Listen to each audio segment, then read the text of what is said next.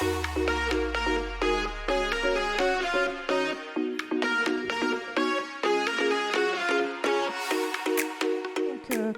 remercie Aude Saldana, donc, qui est secrétaire générale du GSEF, donc Global Social Economy Forum. Peut-être que vous en avez déjà entendu, ou si vous êtes bordelaise, vu un peu quelques éléments de communication.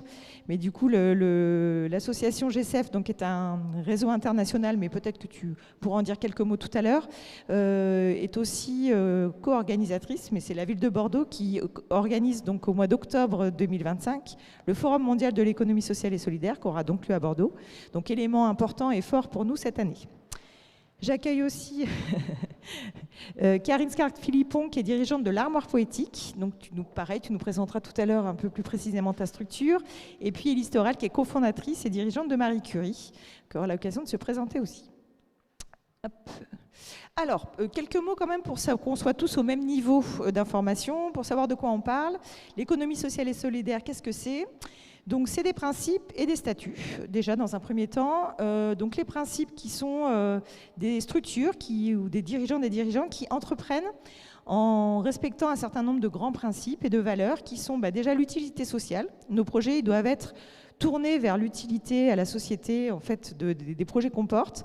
Plus spécifiquement, le gros de nos activités doit être porté vers des publics avec des enjeux de lutter contre les inégalités, donc plutôt des publics en situation, on va dire, défavorisés ou éloignés de l'emploi ou en situation de handicap. Mais c'est aussi lutter contre les grands enjeux environnementaux qui sont les nôtres, toujours avec l'idée d'être utile pour la société et d'être dans un intérêt collectif. Autre principe, donc on a des fonctionnements qui nous emmènent à avoir des gestions responsables. On dit que la majorité des revenus qui sont opérés dans le cadre des structures de l'ESS doivent être réinjectés dans le projet pour le développement du projet. On est des sociétés de personnes, pas des sociétés de capitaux, même si dans certaines formes de sociétés, il y a des capitaux, mais ces capitaux doivent être majoritairement détenus par les salariés et de l'entreprise. On n'a pas vocation à rémunérer des fonds de pension, etc. La richesse en fait, qui est produite par l'activité doit être au service du projet et du territoire. Donc on parle de gestion responsable, il y a une logique d'encadrement des salaires aussi, on doit être dans des niveaux de salaire qui vont de 1 pour le plus petit à 10 pour le maximum, et ça dépend selon les formes, ça peut être un petit peu même plus réduit, de 1 à 7 par exemple dans les scopes. Société coopérative.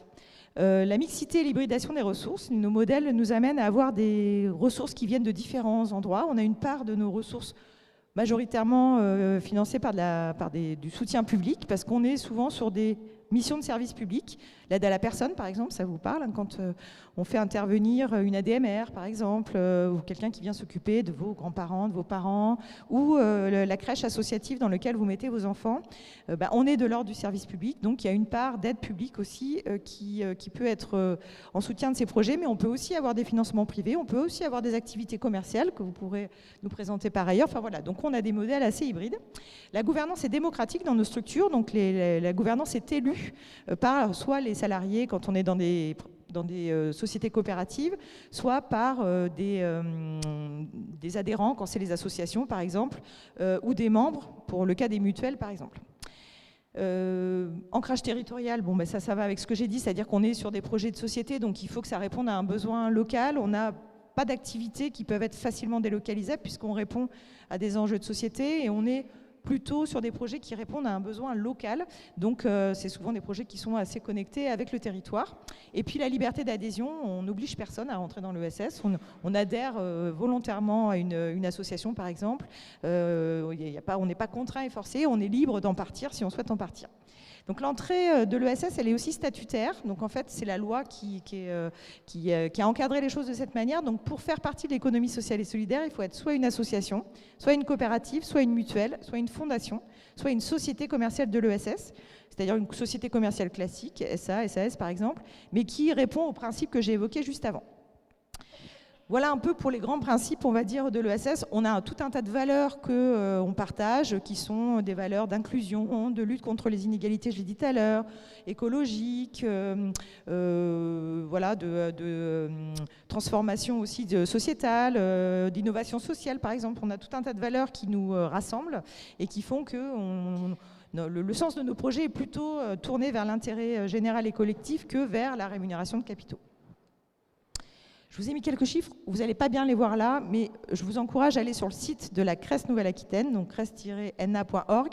Vous aurez, si ça vous intéresse, quelques éléments chiffrés, mais en gros, pour faire court, sur la ville de Bordeaux, c'est à peu près 1500 établissements, donc je parle que de la ville, je ne parle pas de la métropole, et c'est environ 10,5% de l'emploi. À l'échelle de la Nouvelle-Aquitaine, on est à 20 000 entreprises à peu près et 200 000 salariés. On représente 12% de l'emploi, donc pour dire que ce n'est pas non plus négligeable, on est un secteur, enfin on est une forme d'entreprendre avec tout un tas de secteurs d'activité différents. On intervient dans plein de secteurs d'activité. J'ai cité le service à la personne, donc l'action sociale, mais ça peut être le sport, la culture, l'environnement, la communication, le bâtiment. Enfin, on est dans à peu près tous les secteurs et je vais exclure des secteurs type l'export, le nucléaire, où on va être moins présent forcément.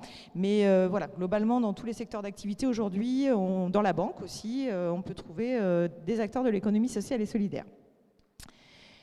Donc c'est une autre manière d'aborder l'économie, vous l'aurez compris, qui est plutôt basée sur une forme plus humaine, plus inclusive, plus durable, qui positionne l'intérêt collectif au centre de son fonctionnement. Donc ça, je l'ai dit, on est des sociétés de personnes, pas des sociétés de capitaux. Et on montre que l'économie, ça peut être aussi, que grâce à l'économie, on peut être aussi acteur d'une transformation sociale, d'une transformation environnementale. C'est-à-dire, on devient acteur aussi quand on entreprend, c'est valable aussi dans l'économie conventionnelle, mais sachant qu'on est, nous, plutôt tournés vers ces enjeux de transformation sociale, transformation écologique, ben, c'est aussi par l'acte d'entreprendre qu'on va essayer de faire bouger les choses. Donc il y a un côté aussi très engagé dans nos structures. On est des militants, militants d'une autre forme d'économie, des militants d'une évolution de la société dans ce qui nous paraît être le chemin qu'on devrait prendre, et militants écologistes parce qu'on sait qu'il va falloir de toute façon agir sur ces trois chantiers. Donc l'impact de l'économie sociale et solidaire, c'est d'abord un impact économique, comme je l'ai dit. On travaille sur des projets qui ont de développement local, qui sont résilients souvent, qui ont tendance à se développer plus particulièrement en période de crise, parce que quand ça va mal, bah, du coup, on se tourne un peu plus vers l'économie sociale, puisqu'on est aussi là pour accompagner les gens les plus en difficulté, les plus, on va dire, impactés par les crises. Et puis, on est aussi un moteur de création et d'accès à l'emploi. On a plutôt, alors je dis ça à l'heure d'aujourd'hui, on en reparle peut-être dans 2 ou 3 ans, mais on est plutôt dans des logiques de développement encore, de création d'activités ou de maintien de stabilité. On n'a pas trop de baisse encore aujourd'hui sur la création d'emplois. Je mets plein de guillemets parce qu'on est en crise comme tout le monde, et du coup peut-être que d'ici quelques années, on a malheureusement un risque que la situation des acteurs de l'économie sociale se dégrade, d'autant plus que, comme je l'ai dit tout à l'heure, on dépend pour un certain nombre de subventions publiques, de financements publics, puisqu'on porte des missions de service public, et que vous avez tous entendu que c'était quand même assez compliqué aujourd'hui dans les collectivités, qu'elles soient locales, régionales ou l'État. Les impacts sociaux, donc je l'ai évoqué, la lutte contre les inégalités, c'est aussi un très bon moteur, l'économie sociale, d'émancipation, de pouvoir d'agir.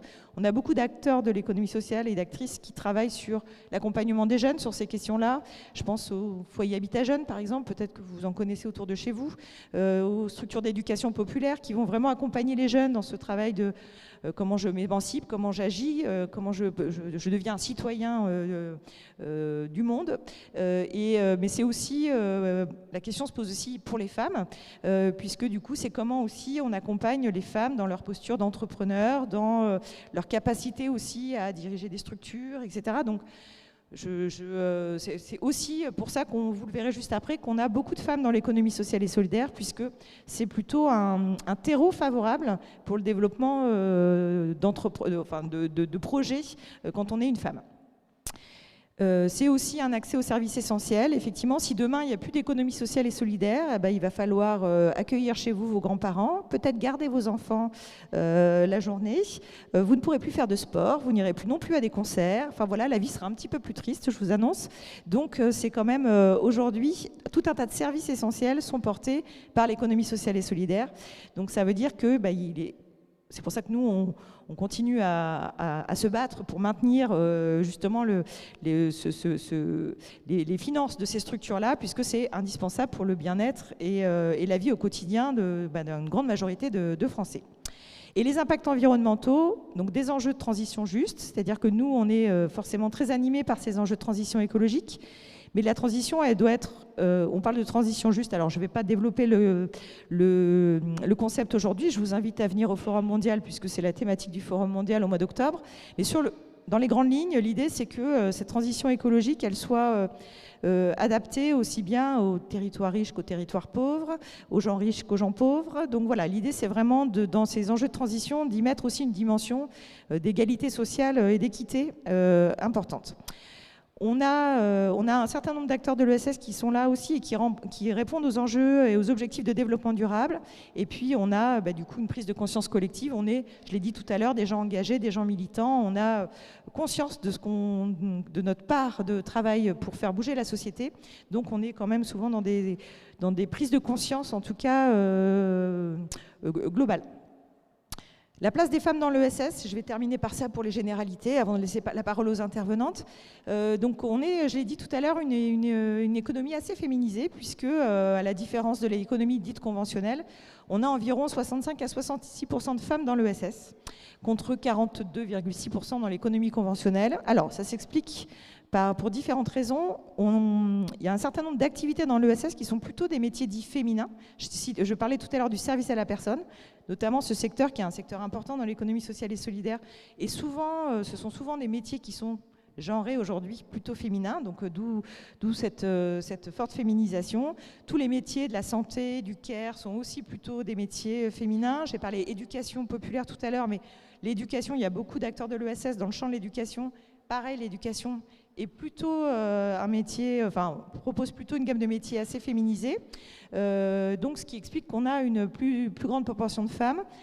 Un entrepreneur sur 3 est une femme dans l'économie sociale et solidaire. Donc, on n'est pas à moitié, on n'est pas à l'égalité encore, mais on a quand même un tiers des femmes qui sont entrepreneuses. Je pense que c'est pas le cas dans l'économie conventionnelle. Je pense que le rapport est pas tout à fait le même. Donc, on a aussi pas mal d'outils d'accompagnement des femmes à l'entrepreneuriat, qui fait qu'on a de plus en plus de femmes qui viennent entreprendre dans l'ESS, aussi parce qu'elles partagent tout un tas de valeurs, de principes. Hein. On voit beaucoup de gens arriver avec cette quête de sens qui aujourd'hui anime un certain nombre d'entre nous. Donc voilà, c'est aussi assez favorable pour développer quand on est une femme dans l'ESS, mais je vous laisserai dire si je me trompe ou pas, ou si je dis des bêtises. Pour autant, on a quand même, c'est pas non plus les bisounours notre affaire, il faut aussi quand même savoir que des femmes dirigeantes dans l'ESS, dans des société plus classique, parce que quand on entreprend son propre projet, on a quand même le mérite de se poser à la gestion ou à la direction de l'entreprise.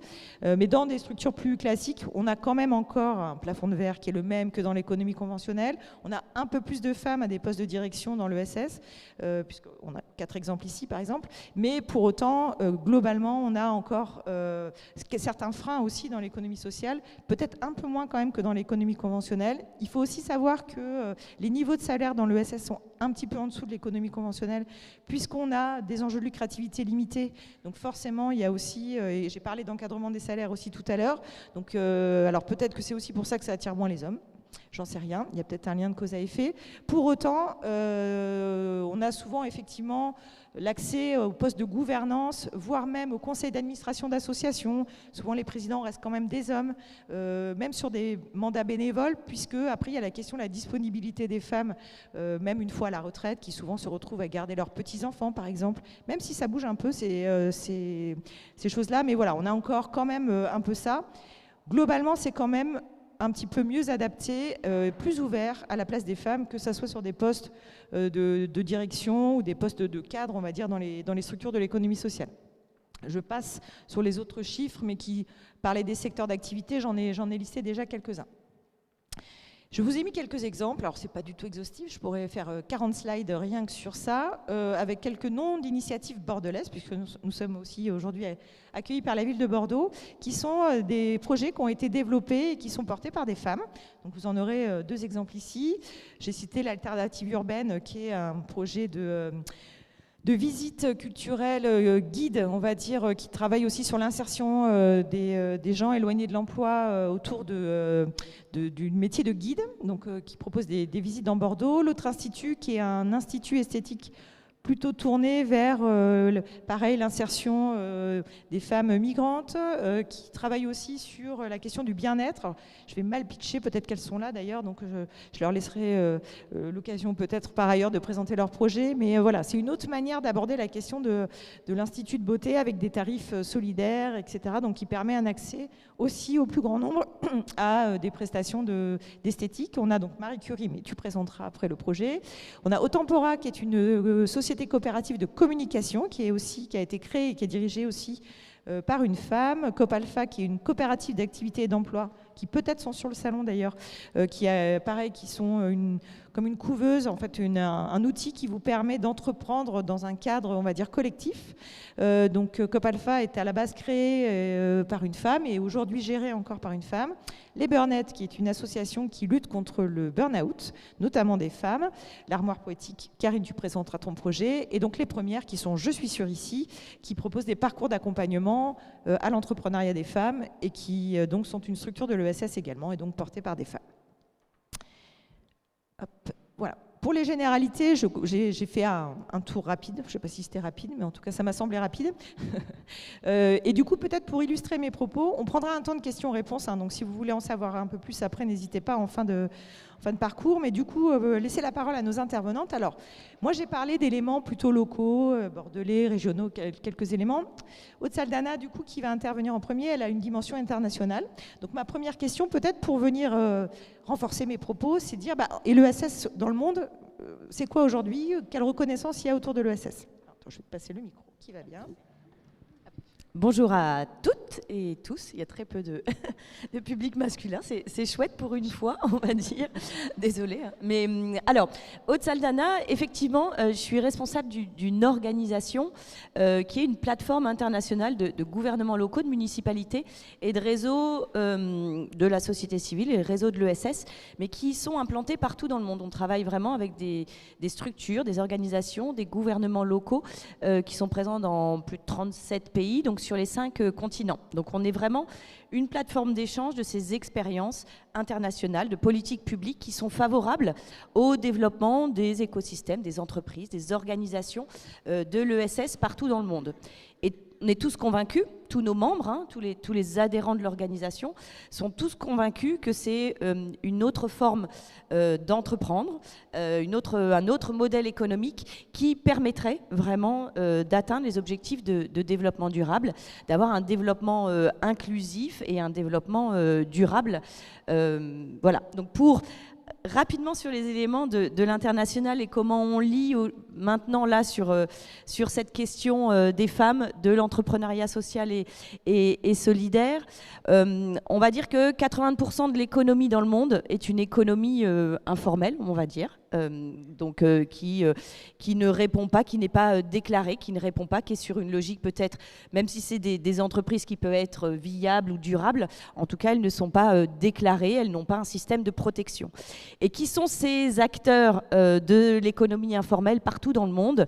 C'est beaucoup les femmes, mais ça ne veut pas dire qu'elles ne sont pas structurées. Et vraiment, si comme en France, l'économie sociale et solidaire, c'est pas quelque chose de nouveau, on parle de 2 siècles d'existence, des coopératives, des mutuelles par exemple, des associations. Partout dans le monde, c'est effectivement sur ces logiques entrepreneuriales, mais collectives, que les femmes se sont organisées depuis des siècles pour avoir des entreprises collectives qui leur permettent de survivre, de vivre dignement, d'avoir une activité économique. Nous, alors je reviens sur la réalité, mais on travaille avec beaucoup de structures, d'organisations de l'ESS ou de gouvernements locaux qui favorisent le développement de coopératives de femmes, par exemple de transformation de produits alimentaires, de produits agricoles, mais qui ont effectivement une logique de travailler ensemble, en groupe, pour accéder à des financements, pour accéder aussi à un entrepreneuriat collectif qui leur permet d'avoir des activités menées ensemble, des activités durables. Donc effectivement, les femmes dans l'économie sociale et solidaire, dans le monde, elle a une place majeure parce que effectivement, elles sont au cœur des activités, et même que ce soit en milieu rural, et d'ailleurs plus en milieu rural qu'en milieu urbain souvent. Donc encore une fois, Quand on parle de l'économie sociale et solidaire en France et maintenant à l'international, on a quasiment la même définition. Je ne sais pas si vous, avant de venir à cette réunion, vous étiez tous conscients de ce qu'étaient les définitions, les valeurs et les principes communs de l'économie sociale et solidaire. Mais depuis 2022, effectivement, on a une définition internationale de l'économie sociale et solidaire. Et ça, c'est important parce que c'est pour nous des textes de référence sur lesquels on peut s'appuyer. Et notamment donc, l'Organisation internationale du travail, l'OCDE. Et plus récemment, on a 2 résolutions qui ont été adoptées à l'unanimité par tous les États membres des Nations Unies qui reconnaissent le rôle central de l'économie sociale et solidaire pour atteindre les objectifs de développement durable. Ces objectifs de développement durable qui ont été définis en 2015 par les Nations Unies avec une volonté de les atteindre en 2030, on est aujourd'hui à 17% d'atteinte des objectifs de développement durable. Je ne sais pas si vous êtes familier avec ces 17 objectifs, mais en tout cas, c'est ce qui permettrait une approche globale qui permet la paix et la vie digne pour tout un chacun sur cette terre en fonction des ressources de notre planète. Donc, malgré ces reconnaissances internationales de ce que peut apporter l'économie sociale et solidaire en termes de lutte contre la pauvreté, de réduction des inégalités, de protection de l'environnement, effectivement, maintenant, il faut passer à un stade très concret pour voir comment on travaille tous ensemble, et c'est le but de l'organisation et du GCEF aussi, de montrer et de montrer la valeur des projets et en quoi l'économie sociale et solidaire peut concrètement favoriser justement la lutte contre la pauvreté, contre les inégalités, encore une fois. J'ai parlé de définition universelle, place des femmes. Résolution de l'ONU. Résolution de l'ONU. Bien. Ton parcours peut-être plus spécifiquement, puisque alors merci pour cet éclairage international. Plus spécifiquement, tu as toujours évolué plus ou moins sur cette dimension internationale, toujours dans l'ESS, sur des structures plutôt de solidarité internationale, gestion de crise. Est-ce que tu peux nous en dire 2 mots, un peu comment tu es tombée dans l'ESS? Effectivement, ça fait 12 ans maintenant que je suis à Bordeaux. Après 12 ans à travailler dans des ONG, des organisations non gouvernementales et associations qui intervenaient, donc je suis que 12 ans dans des pays en guerre ou en pays fabuleux, mais en guerre, où vraiment le but des interventions, encore une fois, humanitaires ou de développement international, c'est de bien travailler avec les communautés sur leur résilience et sur trouver des moyens de survie dignes et durables. Et pour moi, ça reste au cœur vraiment de l'économie sociale et solidaire partout dans le monde. C'est que tout un chacun ait une activité, trouve une place et une activité digne, durable, de vivre collectivement et grâce à les ressources d'un territoire. Donc mon parcours, effectivement, 12 ans à l'international, ça a effectivement une logique quand je suis revenue à Bordeaux, parce qu'effectivement, on ne peut pas rester avec des enfants dans des pays en guerre. Pour vous dire, par exemple, je suis restée 3 ans en Afghanistan, 3 ans en RDC, 3 ans au Burundi, plus des sessions après de 6 mois dans d'autres, Darfour, dans d'autres pays, Pakistan, d'autres pays en guerre. Mais effectivement, quand je suis revenue en France, j'ai voulu continuer, c'était aussi un... on quitte ce milieu-là avec une grande tristesse et de laisser ses idéaux aussi, mais les poursuivre en France, c'était pour moi très important. Donc j'ai travaillé 8 ans pour Médecins du Monde sur l'accès aux droits et l'accès aux soins de toutes les personnes précaires, accès à un logement digne également, donc personnes aussi migrantes, personnes en grande difficulté sociale, quelles que soient les causes en tout cas des difficultés. Donc effectivement, toujours dans une structure de l'ESS, toujours en association, avec effectivement toujours ces mêmes valeurs de solidarité et de travail sur une structure qui doit être durable, qui doit être viable en termes de structure, qu'elle soit associative, coopérative. Il faut qu'elle survive et qu'elle trouve les moyens et un bon, on va dire, modèle économique, mais en tout cas pas avec une logique de profit, mais bien une logique de partage et de coopération. Peut-être pour éclairer aussi, donc aujourd'hui tu diriges un réseau international. Quelles compétences te semblent aussi fondamentales pour gérer un réseau international, travailler dans l'ESS, si tu as 2-3 compétences à Oui, livrer. alors j'ai effectivement eu la chance de travailler à l'international auprès d'autorités publiques, de gouvernements aussi, voilà, pour mettre en place des projets, pour négocier la place aussi et l'accès à certaines populations dans des, voilà, en situation souvent de guerre civile. Donc voilà, donc pas mal de diplomatie quand même et d'une capacité en tout cas à négocier et s'adapter au public et aux personnes avec lesquelles on négocie. Bien sûr, une connaissance des réseaux, de l'écosystème international, du développement des Nations Unies, des organisations internationales. Moi, j'avais une formation aussi en développement international, donc c'est vraiment sur les écosystèmes. C'est bien de parler un petit peu anglais, même si ça se perd vite quand on revient à Bordeaux et en France, mais ça c'est vraiment important. Effectivement, avoir envie de donner du temps parce que ça correspond tant à un engagement professionnel qu'à un engagement personnel sans essayer de se brûler quand même, toujours essayer de faire les attention. burn-out. Voilà. Derrière, on finit chez les burn-out. Voilà, c'est permis parmi les compétences. Merci beaucoup, Aude. On va passer la parole à Karine, du coup. Karine, si tu peux peut-être dans un premier temps nous présenter en quelques mots l'Armoire Poétique, pour que tout le monde, comme je ne l'ai pas fait tout à l'heure, pour que tout le monde comprenne d'où tu viens et le projet. Bonjour à toutes et à tous. Donc moi j'ai créé l'Armoire Poétique l'ouverture va fêter ses 3 ans demain, donc ça me fait plaisir. Bon anniversaire, l'Armoire Poétique. Et donc l'Armoire Poétique, c'est une boutique d'habillement éthique et éco-responsable qui est pas loin d'ici, qui est au 45 rue Sainte-Colombe. Donc c'est une boutique qui regroupe une trentaine de créateurs maintenant qui sont sélectionnés sur 3 engagements. Le premier, c'est l'utilisation quasi exclusive de matières éco-responsables. Le deuxième, c'est un respect de conditions de travail décentes sur toute la chaîne, depuis la production des matières premières jusqu'au produit fini. Et le troisième, c'est d'avoir une démarche transparente, puisque dans le domaine du textile, c'est un domaine qui est très très opaque, et donc on a du mal à retracer tout le circuit du vêtement.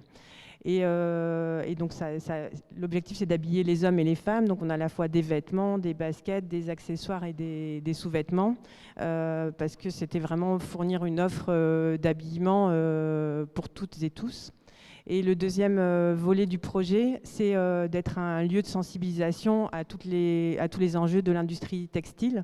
Et donc on a à la fois de l'information permanente en boutique. Donc on a par exemple une carte du monde qui retrace le trajet, l'impact d'un jean de la fast fashion comparé au jean qu'on a nous en boutique. Et donc en un coup d'œil, en fait, on voit que c'est pas du tout le même circuit. Et donc ça, c'est assez parlant et on peut échanger avec les clients. On organise aussi des événements de sensibilisation. Donc ça peut être des fresques, des ateliers de teinture naturelle, des ateliers de couture ou de réparation. Là, on a un petit peu arrêté aussi parce qu'on a du mal à mobiliser un public sur ça pour venir en boutique. Et du coup, on s'est dit, on va aussi sortir de la boutique pour aller sensibiliser le grand public et aussi les futurs professionnels de la mode, puisque c'est comme ça qu'on peut changer aussi le secteur. Donc on a monté un projet en partenariat avec 2 associations, une association de solidarité internationale qui s'appelle Africa et une association plutôt environnementale, c'est Zero Waste Bordeaux, et où on va proposer à des écoles de mode, écoles de commerce, lycées pro, CFA, d'intervenir sur des sessions qui vont d'une demi-journée à plusieurs jours pour sensibiliser aux objectifs de développement durable au travers du textile, parce que le textile est un secteur qui adresse à peu près tous les ODD, et avec la dimension nord et la dimension sud qui nous paraît importante. Et dans ce cadre-là, on a également développé un jeu qui s'appelle De la fibre à l'armoire et qui permet donc c'est assez ludique et ça permet à tous les participants d'avoir des clés pour choisir ces vêtements de manière éthique et éco-responsable. Donc on balaye à la fois les matières, les conditions de travail, le greenwashing, social washing, enfin toutes ces thématiques-là. Et comment t'es arrivé, toi, dans l'ESS? Pourquoi Alors moi, pour le coup, j'ai un parcours assez différent de Aude. En fait, moi je suis ingénieure en aéronautique de formation et j'ai exercé ce métier pendant plus de 20 ans. Après, j'avais toujours eu une sensibilité pour la solidarité internationale. Quand j'étais étudiante, j'ai fait des missions au Mali. Et puis après, voilà, j'ai continué mon parcours de vie. Après, je suis partie en Inde 2 ans avec ma famille. Moi, j'étais en disponibilité, donc je suis intervenue dans différentes ONG. Quand je suis rentrée, j'ai réduit mon temps de travail pour pouvoir m'investir dans une association de solidarité internationale. J'étais à 60% salariés et plus de 50% bénévoles dans une association de solidarité internationale dans laquelle j'étais vice-présidente et qui intervenait en Afrique de l'Ouest sur l'accès à l'énergie domestique. Donc là, c'était vraiment pour développer, pour lutter contre la déforestation, améliorer la santé des gens, puisque en fait, c'est pas très connu, mais en Afrique, il y a beaucoup de gens qui développent des maladies respiratoires à cause des fumées toxiques, et en particulier les femmes et les enfants. Et également pour améliorer l'économie des gens, parce qu'en fait le bois coûte cher, il coûte très cher. Donc donner des solutions qui utilisent moins de bois, ça permet aux gens de vivre plus dignement. Et la raison aussi principale, c'était que ça crée des activités génératrices de revenus. Donc ça, je reviens à ce que disait Aude tout à l'heure, c'est vraiment ça qui est important. En fait, c'est pas d'aider, comme on dit. Moi, j'aime pas ce terme aider d'abord. Je trouve que c'est un partenariat. Et en fait, c'est vraiment de fournir aux gens et aux femmes en particulier des activités génératrices de revenus qui soient décentes et qui développent l'autonomie. Et au travers de l'Armoire Poétique, c'est ça que j'ai voulu continuer aussi. Donc, en fait, juste pour finir sur mon parcours, donc cette association après a fusionné. Enfin bon, je m'y retrouvais plus trop, donc j'ai décidé d'arrêter. Et là, je me suis retrouvée un peu démunie parce que je voulais changer quand même. Et donc, je me suis renseignée sur l'entrepreneuriat. Après, je connaissais l'ESS, ça m'intéressait beaucoup. Puis c'était en ligne avec mes valeurs et tout ce que j'avais fait dans l'associatif avant. Donc, je voulais entreprendre. Enfin, j'avais réfléchi à l'entrepreneuriat, mais en fait, je n'avais pas d'idée. Alors, je me disais, ok, je peux entreprendre, mais si j'ai pas d'idée, qu'est-ce que je vais faire ? Et je voulais garder une activité en lien avec la solidarité internationale, la dimension sud. Et puis après, c'est comme tu disais, en période de crise, enfin je sais pas, ça a germé pendant le Covid, enfin post-Covid. Voilà, j'ai eu cette idée de projet qui m'est venue et du coup j'ai foncé. Voilà. Mais il y a vraiment, juste pour rebondir sur ce que tu disais sur l'ESS, dans l'accompagnement des publics en difficulté et tout, c'est vrai que l'Armoire Poétique, nous on n'a pas de... On va pas, par exemple, j'emploie pas de personnes en situation de handicap, j'emploie pas de personnes en situation d'insertion. La dimension ESS, elle est vraiment dans les missions de l'Armoire Poétique. Il y a une mission qui est déjà d'inciter un changement de mode de consommation et d'être transparent, c'est-à-dire de donner les clés aux gens pour qu'ils puissent être acteurs de leur changement de mode de consommation. Il y a aussi une dimension, c'est soutenir les créateurs et fabricants éthiques en fait, sur toute la chaîne.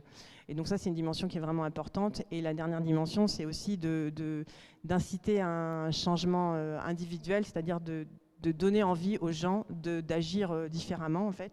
Et donc c'est vraiment de sensibiliser aux problématiques des pays du Sud aussi et de susciter l'enthousiasme, parce que je pense qu'en fait quand on parle de transition, de lutte contre le changement climatique, il y a toujours un discours aussi qui est un peu catastrophiste et on a des raisons effectivement d'être catastrophé, mais après ce qui est important c'est aussi d'avoir envie d'entreprendre, d'avoir envie de changer les choses. Et en fait comme ça, si on est enthousiaste, et en fait déjà les gens autour, ils vont l'être et on s'entoure que d'initiatives positives. Et ça, c'est aussi un changement en soi, quoi. Donc, c'était vraiment ça l'objectif. Et effectivement, juste pour rebondir, puisque tu l'as déjà évoqué, donc on est en pleine crise textile. La fast fashion, il n'y a pas un matin où on allume la radio où à un moment on n'en parle pas.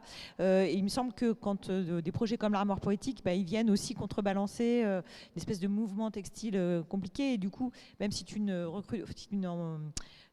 recrutes pas de personnes en situation de handicap, d'insertion, etc., c'est aussi ta capacité à agir sur effectivement des gens plus en difficulté, une chaîne quand même, une filière textile qui est quand même assez maltraitante pour un certain nombre d'individus ailleurs dans le monde, certes, mais quand même, et y compris les créateurs locaux qui ont du mal, eux, à survivre face à une espèce de modèle économique quand même très spécifique à cette filière textile, notamment autour des enjeux de fast fashion. Oui, oui, tout à fait. Et après, moi, c'est pour ça que dans la sélection que je fais des créateurs et des marques, en fait, il y a plusieurs dimensions. Enfin, j'ai énoncé les 3 critères vraiment indispensables au début. Mais après, l'idée, c'est aussi de mixer des créateurs locaux, des petites marques. Alors, c'est pas du tout péjoratif quand je dis petites marques. C'est vraiment des gens qui se lancent et qui ont une petite dimension. Mais c'est important de les faire rayonner aussi et de soutenir ces initiatives-là et de les faire grandir. Et il y a aussi la dimension sud qui m'est très chère. Et en fait, dans le discours, je trouve qu'aujourd'hui, il y a beaucoup à faire parce qu'en fait, souvent, quand on parle du textile, alors aujourd'hui, il y a un grand mouvement, c'est bien, sur le Made in France, Made in Europe, etc. Sauf que souvent, et en plus, il y a beaucoup de greenwashing là-dessus, on s'intéresse aux dernières étapes ou à la dernière étape. Et en fait, ces vêtements-là, il y a très peu de vêtements qui sont faits avec des matières premières qui poussent en France. Parce que déjà, il n'y en a pas beaucoup. Et puis même, on dit le lin, effectivement, la France est le premier producteur de lin. Mais aujourd'hui, on n'a pas remis l'industrie du lin en France. Donc, en fait, à un moment, il va partir en Chine et il va revenir. Et donc, en fait, c'est vraiment toute la chaîne qui est intéressante. Donc, moi, je dis souvent que nous, on a des circuits courts qui peuvent être lointains. Et en fait, c'est vraiment ça, la distinction entre aussi le court et le local, parce qu'on parle beaucoup de circuits locaux. Mais en fait, c'est vraiment toute la chaîne qui est importante. Et donc, ça peut être des circuits courts, mais qui soutiennent des initiatives. J'ai par exemple une marque de basket, je la cite souvent parce que la démarche est vraiment intéressante, c'est-à-dire qu'en fait c'est des jeunes qui ont monté cette marque, non pas pour faire une marque de basket au départ, mais parce qu'ils voulaient créer des activités génératrices de revenus au Nord-Vietnam, qui est la région la plus pauvre. Et ils sont partis au Vietnam. Enfin, il y en a un qui connaissait le Vietnam et c'est pour ça qu'il voulait créer ce type d'activité. Il se trouve que le Vietnam, c'est le pays de la basket. En fait, quasiment toutes les baskets, elles passent par le Vietnam à un moment donné. Vous ne le savez pas forcément, mais c'est le cas. Et donc, du coup, ils se sont dit, on va monter une marque de basket. Et ces baskets, elles ont des bandes tissées sur les côtés qui sont faites, qui sont tissées à la main avec des méthodes traditionnelles ancestrales par des coopératives de femmes dans le Nord-Vietnam. C'est elles qui, donc, effectivement, ce qu'on disait, c'est qu'elles sont structurées. C'était de l'économie informelle, mais ça devient plus formel. Elles sont structurées en coopérative et c'est elles qui choisissent le montant de leur rémunération pour le tissu qu'elles produisent au mètre. Ensuite, toute la basket est faite au Vietnam. Et ensuite, ça vient par bateau et que 2 ou 3 fois par an pour optimiser le container. Parce qu'effectivement, les bateaux, ça émet moins que l'avion, mais ça émet quand même. Donc, c'est aussi pour avoir une consommation raisonnée. Et ils reversent aussi 2% de leur chiffre d'affaires pour construire des écoles au Nord-Vietnam. Ils sont impliqués enfin, ils travaillent vraiment main dans la main avec les ONG locales, puisqu'il y a un des 2 associés qui est maintenant basé au Vietnam.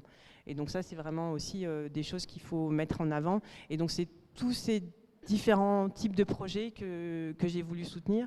Et ce qui fonctionne quand même, c'est important de communiquer parce qu'en fait, quand on raconte l'histoire des vêtements aux gens, et ben du coup, ça fonctionne, quoi, parce que les gens, ils ont envie de connaître. Et en fait, s'ils sont au courant de l'histoire du vêtement, s'il y a une transparence et puis un attachement, parce que quand vous savez que voilà, il y a une femme qui a tissé les tissages que vous portez au pied, forcément vous allez en prendre soin et vous allez le faire durer plus longtemps et vous serez fiers de les porter et ça crée un lien avec la personne au début de la chaîne. Que si vous achetez quelque chose en fast fashion ou ultra fast fashion, déjà en polyester, vous allez transpirer, je sais pas quoi. Et ce ne sera pas confortable, ça va pas sentir bon. En plus, vous avez l'impression que c'est une machine qui l'a fait et que du coup, vous ne prendrez pas du tout soin. Enfin voilà, c'est ce qui se passe aujourd'hui, c'est que c'est de la mode jetable en fait. Merci beaucoup pour ton témoignage, Karine. On va passer donc au dernier témoignage. Je me rends compte qu'on est beaucoup sur les enjeux de solidarité internationale sur vos 3 présentations. En tout cas, il y a une dimension internationale. Ça tombe bien, on est une année GCF à Bordeaux, enfin Bordeaux GCF 2025. Pour autant, l'ESS, c'est aussi plein de structures qui... C'est du hasard, en fait, on va dire, ou c'est des exemples. En tout cas, on trouvait que ces 3 exemples illustraient bien les propos aujourd'hui. Donc, Élise, peut-être quelques mots sur Marie Curie. Hop là, je perds ma feuille. Présenter Marie Curie. Bonjour à toutes. Donc Marie Curie, c'est un projet qu'on a créé en 2020 avec Sandrine Clément. Ça part de 2 constats différents. Le premier, c'est que la cuisine, c'est un bastion qui est éminemment masculin. En Nouvelle-Aquitaine, il n'y a aucune chef étoilée qui est une femme. Aucune. Et globalement, en France, seulement 10% des chefs de cuisine sont des femmes. Alors que pourtant, dans le foyer, je crois qu'il y a plus de 75% de la tâche domestique culinaire qui est faite par les femmes. Donc on voit que quand la compétence elle quitte la sphère domestique pour le monde professionnel, en fait, dès lors qu'elle est valorisée économiquement, professionnellement, on va dire elle est cannibalisée par les hommes. Et donc il y a un vrai sujet de plafond de verre dans le secteur de la cuisine. Les femmes elles représentent quand même plus de 50% des employés dans ce secteur-là. Mais c'est très très compliqué pour elles de se faire une place, d'avoir des emplois décents et valorisants. Et à côté de ça, on le sait, mais on n'en parle pas tant que ça, le secteur de la cuisine, c'est vraiment un secteur où il y a d'énormes enjeux de racisme et de sexisme qui ne sont pas du tout abordés. Aujourd'hui, il y a très très peu de chefs de cuisine, notamment des chefs de cuisine médiatisés, qui vont vraiment avoir le courage de prendre la parole sur ces sujets-là, alors que c'est un secteur où les violences, elles sont vraiment communes et nombreuses. Moi, je fais beaucoup de recrutement du coup dans le projet Marie Curie. Et à chaque fois, je suis effarée des témoignages que je peux avoir d'hommes, de femmes de 50 ans, de 25 ans, qui subissent des abus qui sont vraiment très très graves. Et donc, faut imaginer que ces abus-là, ils vont être encore plus graves souvent chez les femmes qui sont dites racisées, qui portent un voile, qui sont de couleur, parce que c'est les personnes qui vont être les plus discriminées.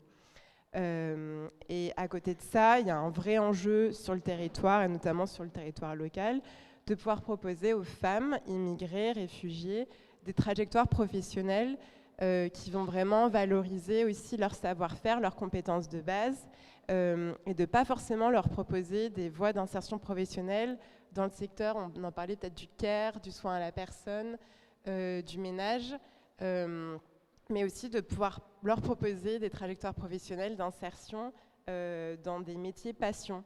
Et en fait, via notre expérience bénévole au Refugee Food Festival avec Sandrine, on a été amenés à croiser la route de femmes réfugiées qui étaient vraiment passionnées de cuisine.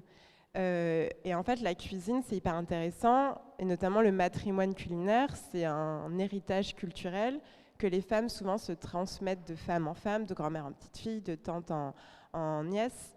Et ce qui est intéressant, c'est que du coup, on peut l'emporter partout avec soi, à l'autre bout du monde. Et c'est le cas de beaucoup de personnes immigrées.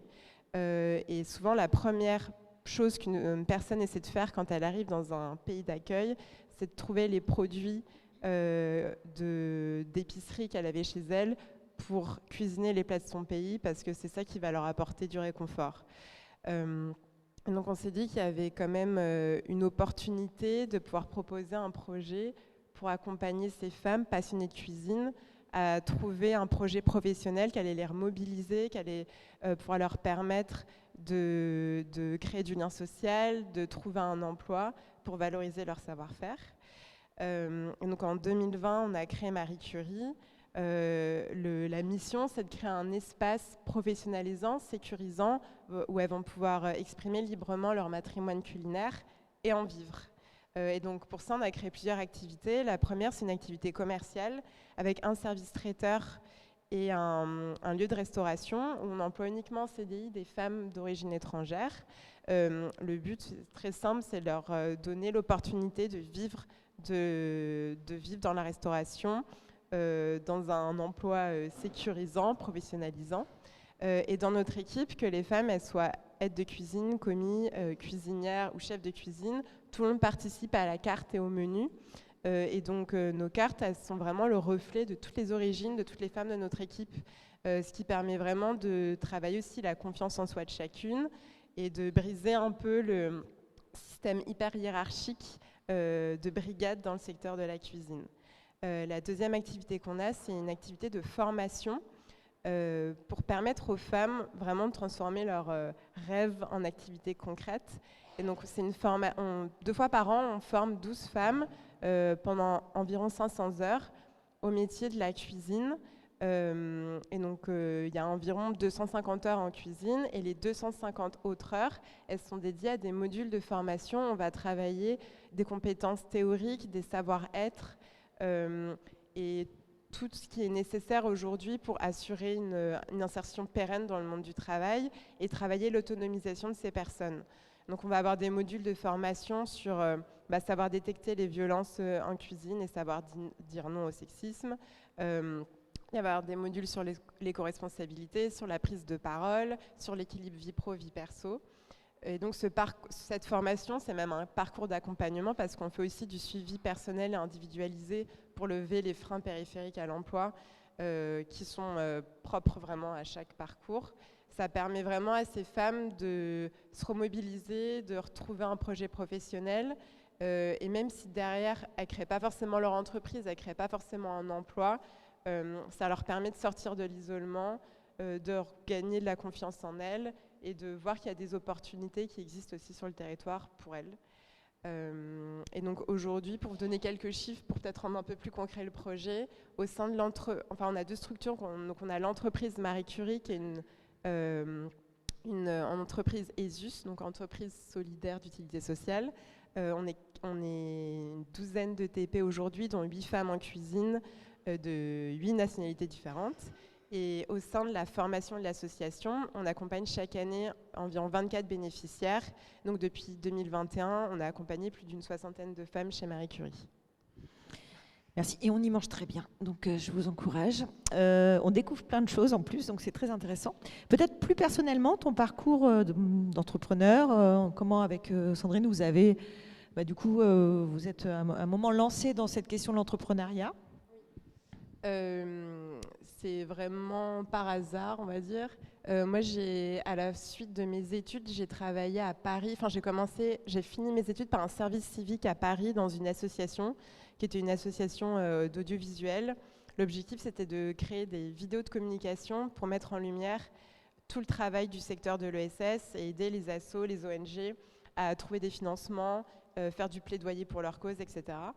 Et à la fin de mon service civique, on a créé nos premiers emplois et donc j'ai participé au développement de cet asso en vraie agence de com audiovisuelle dédiée à l'ESS. Pardon. Et donc moi j'étais productrice et je m'occupais de toute la partie création des films de com, des campagnes de com audiovisuelle. Et on avait aussi un pôle documentaire. Donc par exemple, on a fait un documentaire sur les actions de l'association Bloom sur la lutte contre la pêche en eau profonde, et on a suivi tout le travail de lobbying qu'ils ont fait au sein du Parlement européen.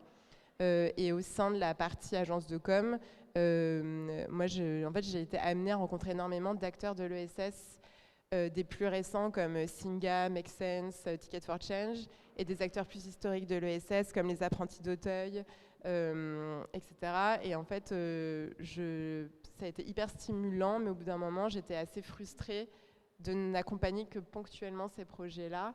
Et j'avais envie de vraiment m'investir à plein temps pour un projet dans lequel j'allais déployer mon énergie. Et au-delà de ça, moi, la prod audiovisuelle, ça n'a jamais été une vocation, une passion. J'y suis arrivée un peu par hasard. Et du coup, je me suis dit, moi, ce qui me passionne dans la vie, c'est quand même la gastronomie, la cuisine. Ça serait génial de pouvoir rattacher mon travail à ce qui me passionne. Et ce qui me meut au quotidien et mon militantisme, il est vraiment pour les droits des femmes, dans le féminisme. Et donc, j'ai un peu benchmarké ce qui existait sur le territoire. Et à Paris, j'ai découvert Meet My Mama. C'est un projet aussi qui a vocation à révéler les talents culinaires des femmes de toute origine. Et donc, je suis allée à la rencontre des fondateurs. Je leur ai proposé de créer Meet My Mama à Bordeaux, à l'époque. Et pour plein de raisons, ça n'a pas abouti. Et donc, j'ai trouvé un premier emploi dans l'ESS à Bordeaux, dans un projet qui luttait contre la pollution plastique. Donc, hyper intéressant, hyper nécessaire. Et en fait, j'ai pas du tout aimé parce que c'est pas ce qui me touche, moi, fondamentalement. Et en fait, j'arrivais pas à trouver la motivation au quotidien pour ce travail-là. Mais ça a été un peu un réveil pour moi de me dire, j'ai quand même ce projet que j'ai envie de monter, donc ce qui va devenir Marie Curie, qui est hyper important pour moi. J'ai l'opportunité d'avoir encore 2 ans de chômage devant moi. À l'époque, je n'avais pas d'enfant. Je me suis dit, c'est l'occasion parfaite pour tenter l'aventure. Et si ça rate, tant pis. Et en parallèle, j'ai croisé la route de Sandrine, du coup, avec qui j'ai monté Marie Curie. Elle, depuis 3 ans, chaque année, elle montait le Refugee Food Festival à Bordeaux. Donc, c'est un festival culinaire d'1 semaine durant laquelle des restaurateurs à Bordeaux vont réaliser des repas à 4 mains avec des personnes réfugiées. Et c'était une expérience bénévole qu'elle adorait, mais en fait qui est hyper ponctuelle parce qu'elle a lieu qu'une fois par an et derrière il n'y a pas d'accompagnement de long terme du parcours des personnes qui participaient. Et donc elle avait aussi envie de monter un projet. Et vous êtes retrouvés. Voilà. Et on n'est jamais mieux servi que par soi-même. Tu vois, quand tu expliques que effectivement, à un moment, c'est aussi joindre en fait tes engagements et plutôt tes sujets plus personnels. Tu parlais de ta passion pour la gastronomie. Et... Merci en tout cas de vos témoignages à toutes les trois. Il nous reste quelques minutes pour prendre quelques questions. Hop, je vais juste vous mettre un dernier slide. Alors c'est petit, j'espère que vous y verrez quand même qui vous donne quelques éléments pour compléter ce qui a été dit avec comment être accompagné, entreprendre dans l'ESS. Vous avez toutes les deux des parcours et puis toi, Aude, plutôt de gestion de projet, d'accompagnement de projet dans l'économie sociale et solidaire. Il y a des soutiens pour ça, on peut aller mobiliser. Il y a un certain nombre, il y a un incubateur ESS sur Bordeaux, par exemple, qui s'appelle ATIS. Il y a les premières aussi qui accompagnent.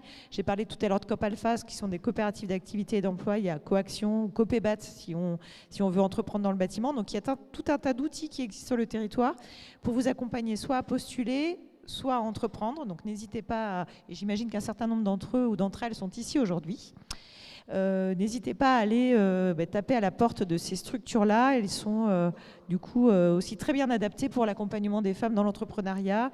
Vous avez été accompagnée du coup, ATIS ou ATIS les premières, voilà, très bien, bon exemple. Donc on a un accompagnement les premières, un accompagnement ATIS qui ont l'habitude d'accompagner des femmes dans l'entrepreneuriat, donc qui mettent toute la bienveillance, toute l'attention nécessaire et aussi l'accompagnement à cette cette prise aussi on a beaucoup de problèmes de légitimité des fois chez les femmes, même sur ces questions-là. Donc voilà, ils sont là aussi pour vous accompagner là-dessus. Il nous reste 5 minutes, pile poil, pour prendre quelques questions si vous en avez. Alors vous êtes nombreux et nombreuses. On ne va pas pouvoir faire circuler les micros, mais si vous parlez un peu fort, on devrait pouvoir y répondre. Est-ce que vous avez des questions à nos intervenantes ou peut-être plus générales sur l'ESS? On peut encore prendre quelques minutes pour y répondre. N'hésitez pas. Oui ?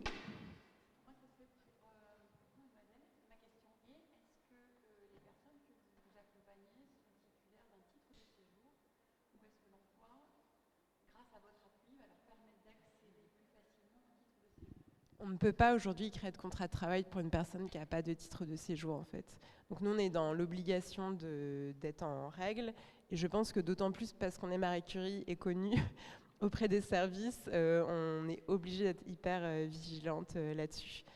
Par contre, on aimerait à l'avenir dans l'association pouvoir développer des projets de bénévolat et qui permettent de sortir de l'isolement les personnes qui sont en demande de droit d'asile pour le coup, parce que c'est un vrai sujet en fait. Ces personnes-là, on leur demande de justifier de participation à la vie citoyenne locale et d'activités, en même temps on leur permet de rien faire tant qu'elles sont demandeuses d'asile. Donc c'est vrai que c'est un vrai sujet. Ouais.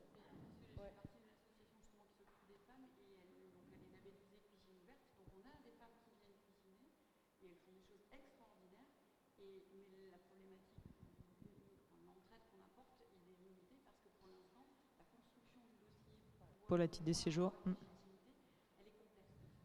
Ouais. C'est très compliqué. Nous, souvent, on écrit les femmes réfugiées qu'on accompagne, elles doivent souvent redéposer des demandes de titre de séjour. Et souvent, nous, on écrit des lettres de recommandation pour appuyer leur dossier. Mais on est témoins de situations qui sont vraiment délirantes, quoi. Ouais, il existe quand même des structures dans l'ESS qui accompagnent les gens en attente de titre de séjour aussi, en les remettant à l'emploi. Je sais que, alors pas à Bordeaux, c'est peut-être le cas, hein, mais j'ai un exemple sur un autre territoire en Limousin, parce que je suis une association régionale, qui était autour des questions agricoles et comment, en se servant du support agriculture, alimentation, on pouvait... alors c'est une forme très spécifique d'entreprise qui est accréditée par l'État pour le faire, avec des gens qui sont en attente de titre de séjour. Donc ils peuvent travailler, mais c'est vraiment un contexte très très particulier et c'est plutôt du domaine de l'expérimentation, c'est pas quelque chose qui est généralisé. Est-ce qu'il y a d'autres questions ? Eh ben, s'il n'y a pas d'autres questions, n'hésitez pas du coup peut-être à identifier les structures qui sont présentes, qui ont des stands aujourd'hui. Alors, on n'oublie pas le Bordeaux GCF 2025 du 29 au 31 octobre. Il y aura tout un tas. Alors, si vous voulez en savoir plus sur l'ESS, c'est là où il faut être. Grosso modo, il y aura vraiment tout un tas de présentations de plein de formes d'économie sociale et solidaire partout dans le monde, plein de tables rondes, de plénières aussi, pour nous aider à prendre de la hauteur aussi sur ces sujets. Vous avez vu qu'ils sont vastes et nombreux, on essaye d'agir sur tout un tas de sujets de société importants. Donc c'est aussi l'occasion, on va même parler de paix, on va parler de coopération, enfin voilà, tous ces sujets qui peuvent nous amener, de démocratie aussi, peut-être que ce serait bien. Voilà, capital mondial, enfin voilà, tous ces sujets en fait qui aujourd'hui animent et la société et nous, femmes et actrices de l'économie sociale et solidaire. Donc n'hésitez pas à venir vous inscrire pour le salon. Alors, j'ai pas cité de lieu, j'ai juste cité l'événement. Donc il y a le Palais de l'Atlantique, mais il y aura aussi plein de choses sur le hangar 14, sur les quais à Bordeaux. Donc voilà, c'est ouvert à tout le monde. Merci à toutes pour votre attention. Merci mesdames aussi.